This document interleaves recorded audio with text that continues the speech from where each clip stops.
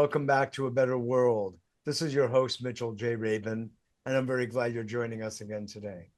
Today, I have invited back Elisabet Sahtouris, a dear friend, an evolution biologist, a woman who is world-renowned for her thinking, her work, her books, her teaching, spanning generations, actually. And she has peeked into so many crevices of our beautiful world and universe, and has brought such creative intelligence to the foreground that it's just a gift and an honor to have her back on A Better World. And this time we're just going to have a chat, or as we say in the old language of Yiddish, a schmooze.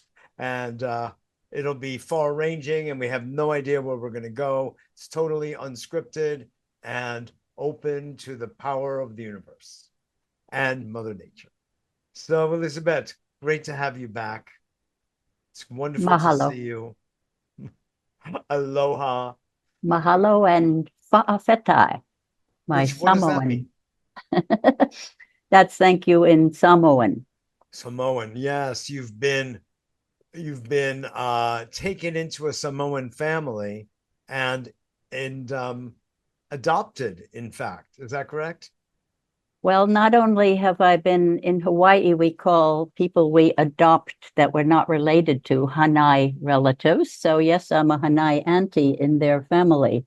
But what happened recently was that I received a title in a noble lineage of Samoa, which dates back to the King of Samoa, who in the 1800s united all the warring factions. And that felt wonderful to me. So my official title is Ngalu Malamana. I have no idea what it means, but it's um, very impressive sounding. short is Ngalu. Because it's spelled Galu, but the G is pronounced like the NG at the end of singing. Interesting. Anyway, Yeah. it's a terrific honor. It's the first time that an elder or a head of a lineage has been allowed to do this from outside of Samoa here in Hawaii. So, Oh, uh, God. but What it an was a honor. tribute to the fact that first of all, this man had read my Earth Dance book long ago, and and when he found me here in Hawaii, he was so excited because I had changed his life, and I thought he had me mixed up with someone else. But he explained that I had shown him, he thought he had to give up his Samoan indigenous culture heritage in order to come into the modern world. And my Earth Dance book showed him that not only did he not have to give it up, but that it was important for him to maintain it as role modeling for what we need in our futures. Excellent. Because these people knew how to make peace, and they knew, I was awarded a big long chain necklace that's made of heavy, heavy seed pods and no ornamentation, brown seed pods. Like, feel the weight of this on your shoulders, the weight of responsibility to Mm. be ethical, to be loving, to be caring, to be in service to your people. And I've tried, many years ago, I climbed on a roof in Greece, I guess it was in the 1970s or so, and prayed two simple words: use me. Like, whoever's out there, I didn't know. Had given up believing in God and things, but something in their intelligent universe would know what I was capable of. So just use me. Yes. And I feel happy that I was used that way in my long life up to these almost finished with 88. Wow. um, Wow. You're reminding me of something that I heard was attributed to Werner Erhard, which was he said that when he passes on, he wants his epitaph to read something like a life well used, a life spent. That's what it was. mhm. Spent. He used his life force in service to all, to sentient life, you know. That was the idea. And when I You look bet. back on my life and I say, what was really the point of this incarnation? Because I did, early on, I was a diehard Western scientist who didn't believe in the esoteric world. Yes. But eventually I came to hold the hypothesis of reincarnation for a while and eventually to really believe in it. Mm-hmm. And so I looked at Mm-hmm. back on, what was the point of this life? Yes. What did I come to do? And I said, I think I came to learn how to speak truth to power without getting drawn and quartered for it or hung or whatever, tortured, because I believe I have had quite a few lives in which it didn't work out so well, speaking truth to power. Yes. And Yes. the way I did it was simply to get all my economics and politics from nature, from our own bodies, our physical, highly evolved physical bodies, you know? Yeah. I do. um, our cells are in communion. They know what they're doing. They know what each other are doing. They know what their part in this giant cooperative is and how to rebalance things when we get out of balance. And when you speak to someone and you use their own body to show them things like if you did capitalism the way we're practicing it, extractive capitalism, Mm-hmm. unfair capitalism in your body, it would kill you.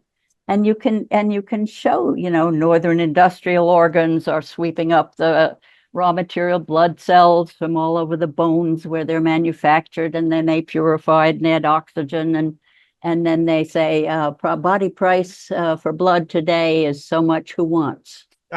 And you find some of Exactly. those bones that donated can't afford it. So it works. It works beautifully. I don't get flack when I talk to people about politics and economics using their own bodies Exactly. because It's a they version of can't deny. biomimicry, of course. Oh, yeah. And I think you're totally right.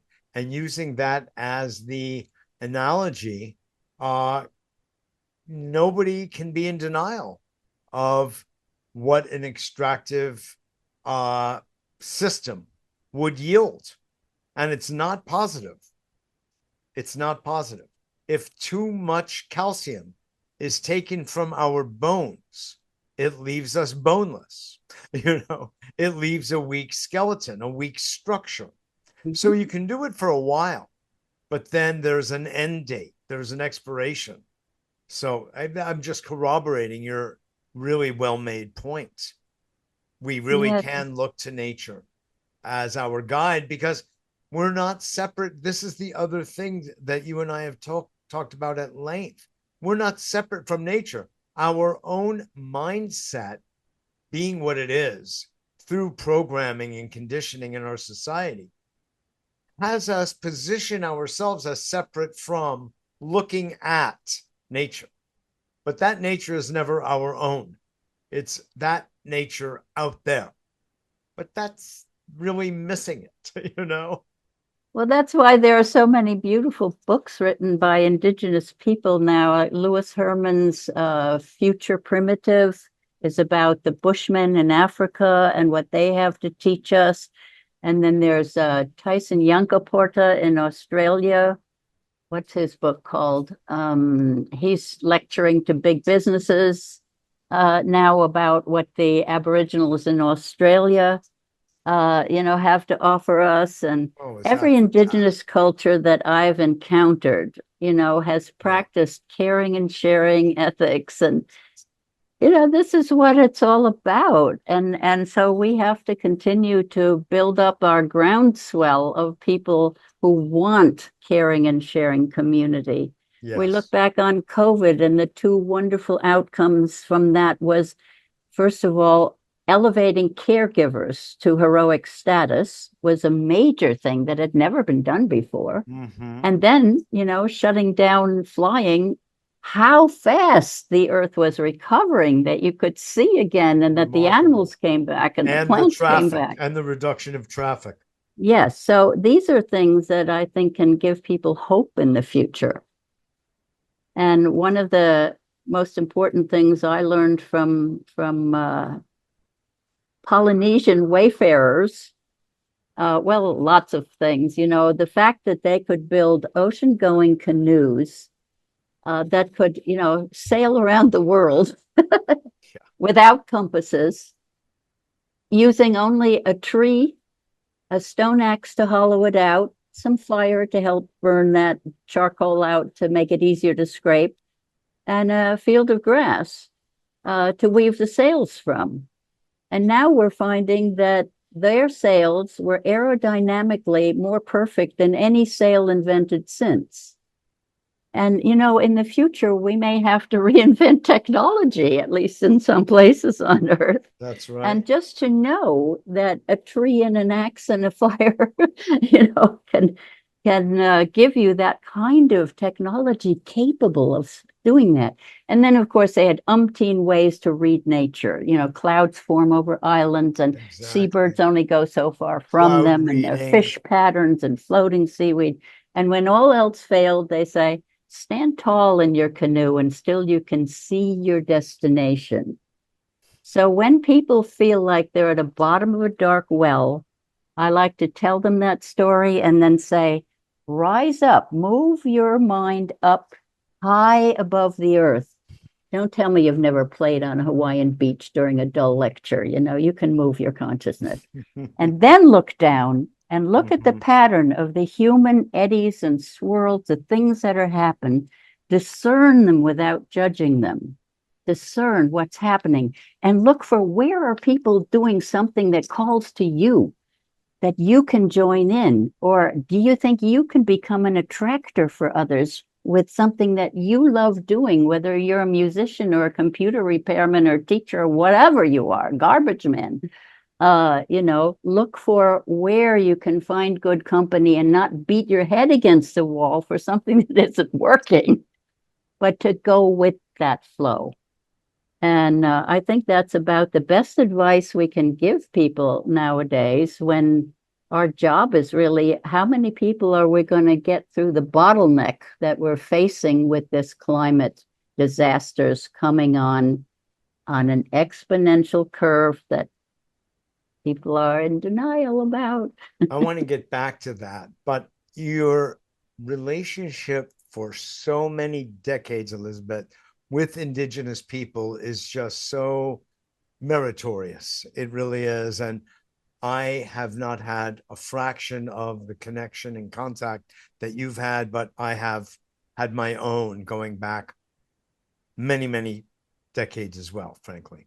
But, we look at the world today as everything being upside down and inside out. What's really important is trivialized, and what's really not important at all is put tremendous attention to. Celebrity, idolatry of one sort or another are just the silliest, most material, truly unimportant things. And one of those things is that we have this idea that we have been on an intellectually evolutionary cycle where we're getting smarter and smarter. The Anglo, essentially, the white man's form of knowledge, and I put it that way very deliberately, is superior and beyond anything that has gone before. And you know very well, as well or more than I do, that indigenous people all over the world have had their own version of quantum physics, of high-level mathematics, of levels of science, multidimensional science, if you will, that we would call spirituality, that, the so-called white man hasn't yet even come to. And I mean, when I came across this kind of information, at first, even for me, it was dazzling. And I thought, is that really true? But the more I looked into it, the more I saw that it was.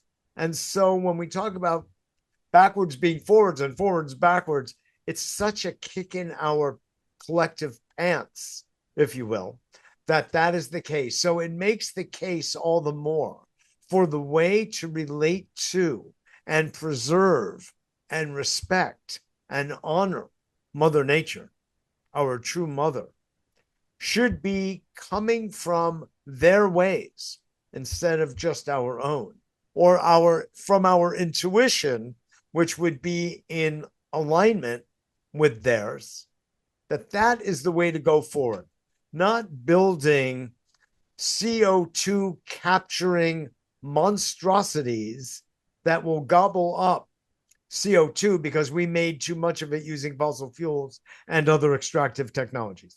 You see what I mean? And we really need to learn this lesson, that the wisdom of the ages is called wisdom because it really is. And it comes from those places. Like, how in the world did the Dogon know of the dog star Sirius? Just as one example of so many. I mean, how did they know it?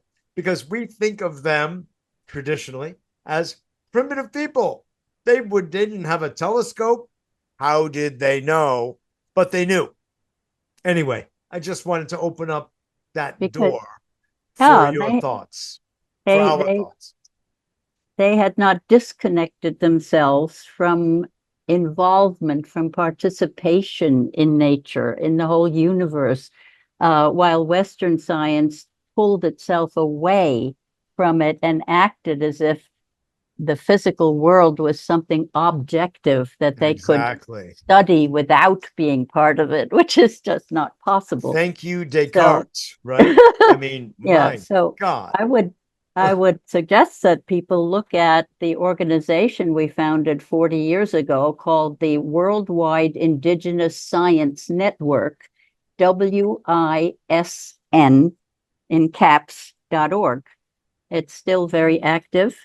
And despite the fact that that my friend Apila Colorado, who brought me into it at the very beginning, more than 40 years ago, was in the Great Lahaina fire here in Hawaii and barely escaped with her life, and her daughter and granddaughter. No direction, couldn't see hand in front of face. But she has it took her, a year and a half to recover, and then they actually got her a new house, and she's continuing the work all over the world, which is pretty amazing. Excellent. And truly. You know what? After all these years and that hellish fire. Yeah, it really was. And now we're seeing those everywhere. Right now, Los Angeles is burning, where a fire exploded to 10 times its size in a few hours. And it's all over the world. We're seeing the disasters. Now, the interesting thing about humans is... Right before I spoke with you this evening, Elisabet, I was speaking to a friend who lives in San Diego and said they had 20 fires going on, 20 big fires. So I was getting it firsthand just before we spoke. It's all up and down the coast of Anyway, the point is that every time there's a disaster, humans immediately flip into cooperative mode. Yeah. Why is it that we do so well when the disaster has struck already, and do so poorly at doing that in advance, building the cooperative communities ahead of, you might forestall the disasters if you do that. It's called preventative medicine. Exactly. So what we have to do now, for those of us who didn't vote the way things turned out, is that we have to, if we see it as a disaster, then let's figure out how to turn that into cooperative mode. And you've been so great at this, Mitchell, in trying to steer our evolutionary leaders group into, we the people have to non-violently demand that our government answer to us. And that's exactly what we need to do. Exactly. Talk about things being turned around completely, up and down, inside out. That is one of them, Elisabet, that we the people, it's the governed that consent to be governed. That is the premise of the entire setup of government in this country. And yet, the people in government, elected officials, et al., act as though they are part of some kind of elitist group. You know, it's always struck me as odd that when someone from the press goes to knock on the door of a congressperson or a senator or someone at the White House, it is up to those people to decide whether they will be interviewed or not. From my point of view, it is their obligation to be interviewed and to make public anything and everything that we are asking of them. It is their duty to share and speak. They don't actually have a choice when they become a public servant. But that's not the way it goes, of course. Right. And, oh, it's interesting because, we need a new Occupy movement in the halls of government. And Marianne Williamson always said that, that we have to be present there. All these lobbyists and in there, spending millions of dollars to talk to people. That's not how it's supposed to work. Correct. And we've been fooled into thinking that you can have a democracy under an economic system that's a exploitative class system. How do you do democracy where everyone's supposed to be, equally powerful if your economic system strips you of your power? Exactly. So it's these things that there must be a lot of people, young people, who are interested in such questions, and I think we're going to see more and more of them coming in. Some of them I know are now young adults who came in not forgetting where they came from and being here in service and doing all the right things. Mm-hmm. So I trust that they are continuing to come in. And I have a friend who's, multidimensional, and who anyone who sees auras can look down the street and see babies with gigantic auras, in their mother's. Isn't that interesting, right? And that's one of the things that gives me hope. Yes. And, we have to assume that this investment in humanity, and I'm an evolution biologist, and I've never been able to figure out exactly how did we get here anyway, because the evolutionary story at a physical world level doesn't compute. And I've come to believe with people like Greg Braden that we were GMO'd a long time ago.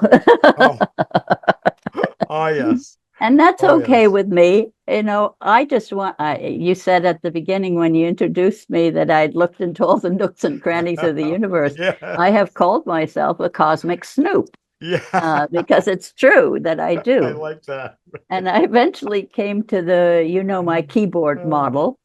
Yes, which is the same kind of model. Why don't you share that with us just for old time's sake? Yeah, the ancient Taoists I ran several international symposia on the foundations of science intended to prove that there wasn't only one science in the world any more than there was one religion in the world. That's right. So exactly. If the religions could come together. And the Taoists, for whom I have a special affinity. Yeah, if you can have a parliament of world religions, why can't you have a consortium of world sciences, of global sciences? Beautiful. So idea. these symposia that I did in Japan and then in Kuala Lumpur were to look at the foundations of different sciences. You see, you cannot make a theory in a vacuum. Mm-hmm. In order for science to act like science, which is make a theory and test it in the physical world, sure, right? You have to know what is the world in order to test how it works. So every science has a list of axioms, saying here's what we rest on, but they're not taught to students of science. My grandson is a graduate, from university, scientist working in science, and has never heard of these things. But when I was trained, they taught us these things, and we had to actually construct a science by constructing a set of observations about a universe and then how do you then study it. Then when quantum physics came on the picture, they were Western scientists, the ones that call themselves the only science. Right? Science is science. You can't have an other science. Um, they looked at the quantum theorists had to turn to Vedic science to explain their own findings when they broke through matter into pure consciousness. And so the first symposium was of PhD people who had shifted their worldview, what we call the great, paradigm shift. As Thomas Kuhn taught us, science goes through these paradigm shifts. Science, right. And so we looked Structure at of scientific revolution. Yeah, so we could clearly identify the difference between a Western science and a Vedic science, one rooted in materialism, the other in consciousness. And then the other one, next one in Kuala Lumpur, was on Islamic science, which to my surprise, axiom 1 was Allah created the universe, as you would expect. Axiom 2 was Allah created a living universe and told us to study it. Bingo, I now had material science, consciousness science, and living science. Yes. And the Taoists were about what's the role of humans in nature. And that's what I wanted to study next, because they had seen this progression from matter into energy. And Einstein showed us matter is energy, energy is matter. And then think of this as an infinite keyboard where the music goes from matter to energy to all of the non-material stuff. In other words, it gets less and less material as you move up the keyboard. So at the high end is consciousness, pure spirit, mind, these things. And so only in the physical world can you have a body be a being that can play the entire keyboard. The angels can only operate in the high keys.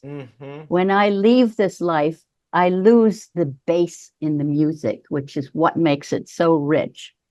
From this material world, you can slide up and down, and this is what UFOs do in the sky. You see, they can move into the non-material so that we can't shoot them down, and then come back into it because they're more advanced than we, and they play the whole keyboard. That's right. While we're either playing in as if the physical world is all there is, or as if the consciousness world is all there is, and we go in a cave and meditate all our lives or something. Exactly. No, it's a brilliant way of looking and thinking.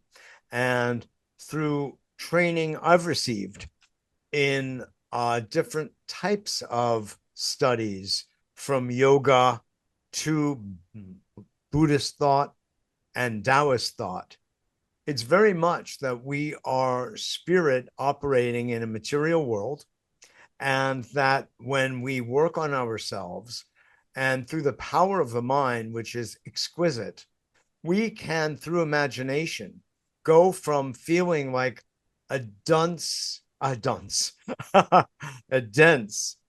hulk of matter to an angelic, energetic form, that we are truly energy streaming through our body. And we can seesaw, like playing all the notes on your keyboard, from one to the other to the next, depending on our context, when it is best to be, if you're lifting something, to be more matter. And when you are contemplating or visioning, it's probably best to be more energy. And Joe Dispenza, among others, plays in that keyboard space a lot with his exactly. And what you then get is that the point of being human is to ground cosmic love all the way down to our physical toes, not just understand it intellectually, not just even getting it in your heart alone, but all the way down to our physical toes. If we can do that as humans, we will be able to make this planet the paradise it should be. We're going to be going through lots of disaster on the way, but let's get the hope out of many people as possible getting through this bottleneck and building the world that we've dreamed of. Bravo. You're absolutely on it. And, that is the Taoist message, by the way, and it's the basis, what you're saying, Elisabet, of Taoist alchemy. It's of, we use the language in alchemy of refinement from lead to gold. But of course, that's a metaphor from matter to spirit. That's really what it is. And we need the body, as talk about science, as the laboratory for making that transmutation and transformation, both from the denser to the lighter.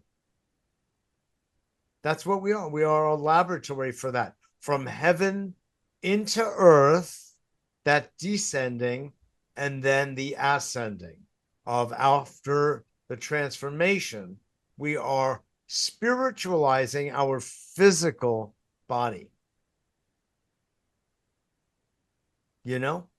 Just, but I want to just come back to something else that you were really keep pointing to, which is, on one hand, we are these beings, and why did we come here? And what are we doing here? And what is the purpose of our lives? And where is it that we get meaning, derive, receive, make, create?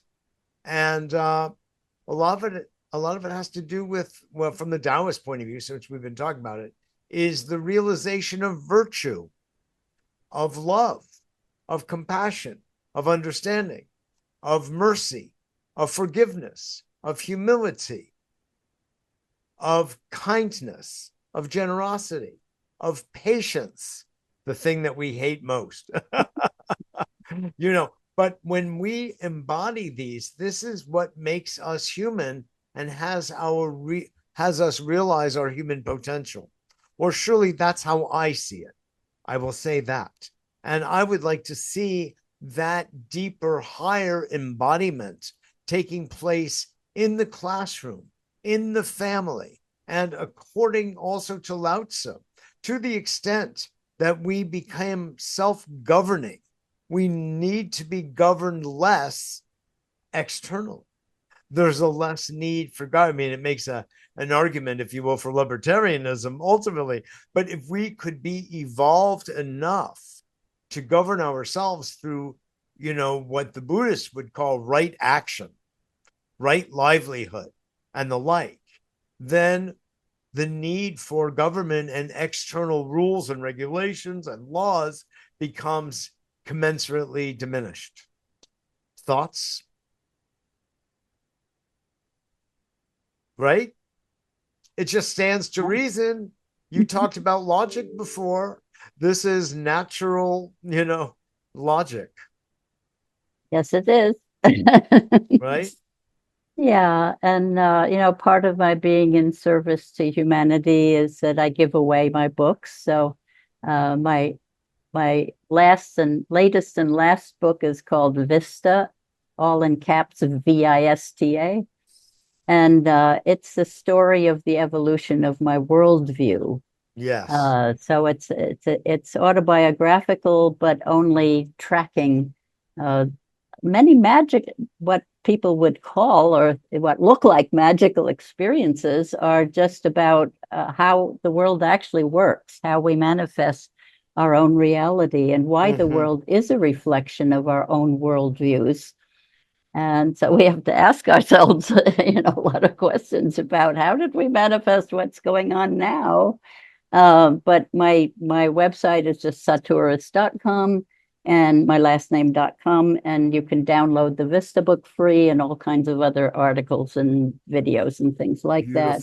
Not nearly all of my work, but enough of it so that, and then, just searching my name online, we'll find a lot more stuff. Well, just give us a little peek behind the Vista for us to see how our worldview shows up, materialized, manifest. Well, some of the things that changed my worldview were manifesting solid objects out of thin air, which you're not supposed to be able to do. Probably my favorite one was I had seen a white window fan with the extension capacity on it as I was going off to a conference on Seth, Jane Roberts' Seth Oh, books. yes, right. That And, was a and big and the influence on conference you. was called The Magical Reality, I believe, which is the name of one of the books. And when I came back, I ran to this outlet store. It was like a shoebox with a lot of clothing at the front and then kitchen appliance, household appliances and things at the back. And I ran in and asked the lady at the counter, do you still have that white window fan you had last week? She said, no, we've sold all the fans except for there's a blue floor model back there, which is not what I wanted. But I went back anyway. I didn't take no for an answer. And I stood where I had seen it and I had looked at it very, very clearly. I saw that it said 4 speeds, only 3 work, no refund. I knew exactly what it looked like. And I stared at that space where it had been and it wasn't there. Then I see a door to a back room. I open that and I call back. There's a workman back there. Do you have any more of those white window fans you had last week? No, ma'am, just that blue floor model. I go again and stand and stare at that spot. And suddenly, in the instant when I'm letting go, the fan is there. I touch it. It's solid. I carry it to the front. And they said, where did you get that? I said, it was back there. Can I pay for it? What was I going to tell her?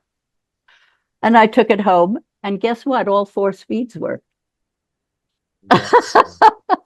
I had that kind of experience in other situations as well. So it shifted my worldview. Wait a minute. Instantaneous manifestation? Anyway, there are lots of stories in the book. Beautiful. And people can pick and choose and read what they want. And one of the things I mention in it, I have a little section at the end of chapter 14 called AI as Oxymoron. And I don't know whether that will interest our listeners, but I feel very strongly about the problems with AI and with digitizing all knowledge, meaning that you mix up and regurgitate what humans have already put into writing or into visual arts that can be copied. And it does not give you a fine-grained universe. Our digits are crude. And the book I recommend is James Bridle, spelled like the horse bridle, Bridle, Ways of Being, which I quote in that AI as Oxymoron piece. He is an AI techie who made a driverless car in the mountains of northern Greece by taping a cell phone to its steering wheel and mounting 3 small cameras at the sides and middle of the road. Oh, God. And bingo, he had a driverless car.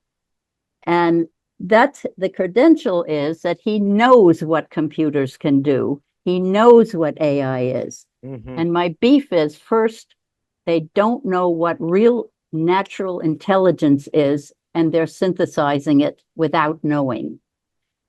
Ways of Being shows how all the non-human beings of nature do not get into the AI information model because they commune rather than communicating. They know, like indigenous people, they could go to the moon with their minds, their spirits, and see what it was.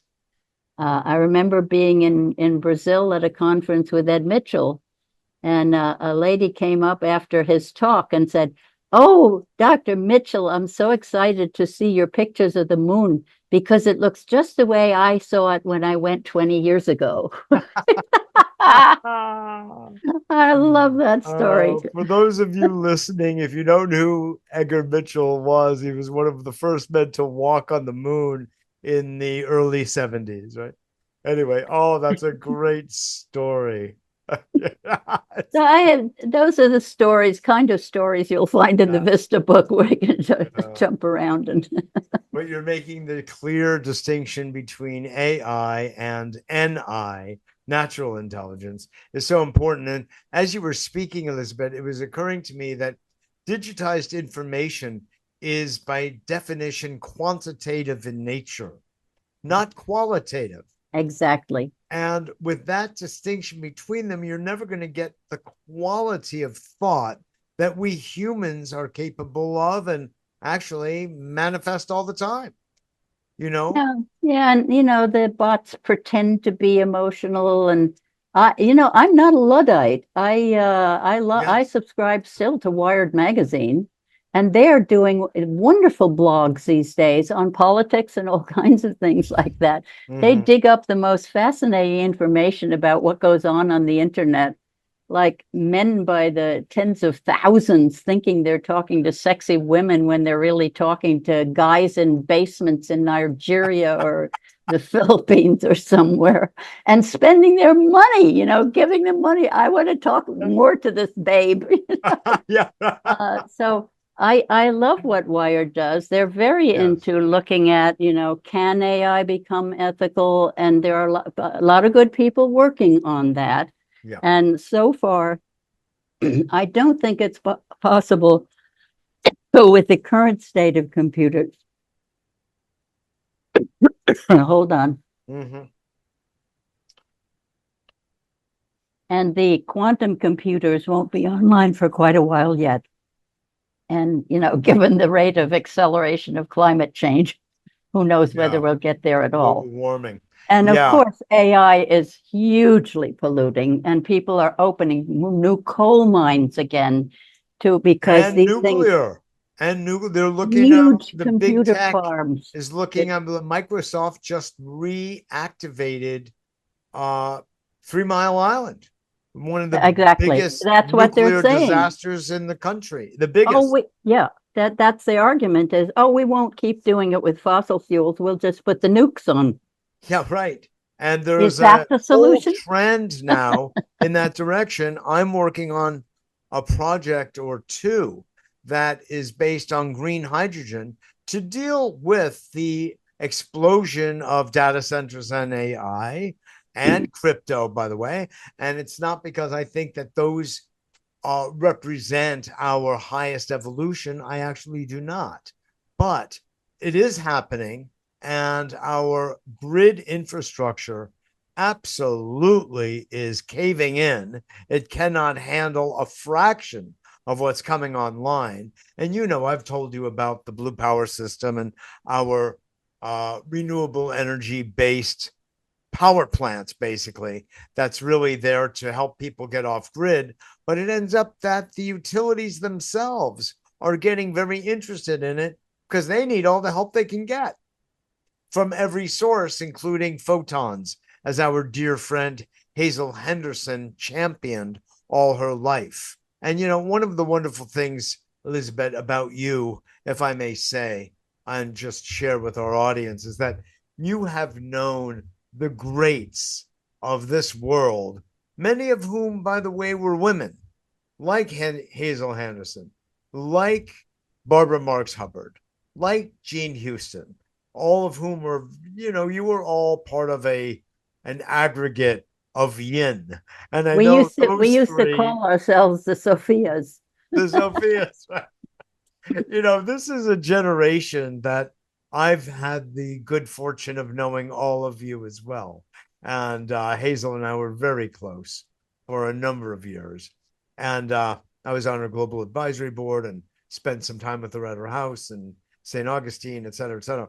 And I always loved listening to her talk about this group of dynamic powerhouse of women, and you are among them. You have helped to shift the consciousness of the planet with those people who have been blessed enough to know of you and your work. You opened up by telling that amazing story about that fellow who came to you in Hawaii, the Samoan, saying, "You changed my life. I'm so glad to meet you in person."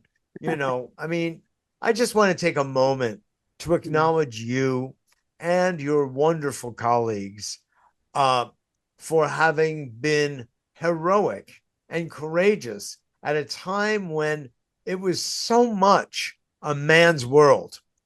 And you all, each of you, stepped out and did not take no for an answer and were willing to forge ahead. You in science and biology, Hazel in economics and the environment, Jean in, well, everything, comparative mythology forward. And Barbara, I mean, she was the first female vice presidential candidate this country's ever seen. Anyway, you're following the gist of my idea here, and I just really want to thank you for your willingness to do what you have done. You're so welcome. And yes, I had really good company in this life. Yes, indeed, indeed. Now, we have to at least broach another very important area, very dear to both of our hearts. Can you hear me? Yes. In a moment, if you would, because it's the domain of healing nature and healing ourselves and nature. And I am referring to global warming, what the rest of the world calls climate change. And I always tell everybody that if the climate stopped changing, we'd really be in trouble. We need it to change. We just don't need it to be in crisis. And it's up to us to do something about it because we brought it to this point.